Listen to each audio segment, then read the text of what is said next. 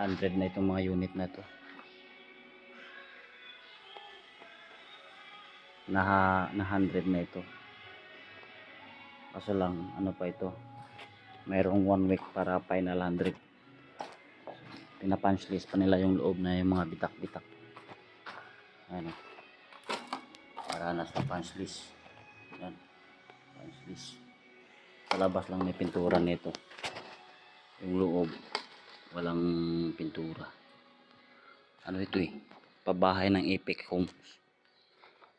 Homes Company. Ayan. Malawak to dito, may higit 1,000 unit. Ito, i-clearing na lang ito.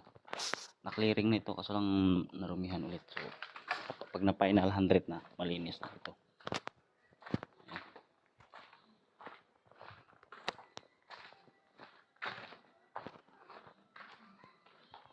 Parang Pamilya Homes din ito. Ito Apex Homes, mga pahulugan na bahay, paupahan.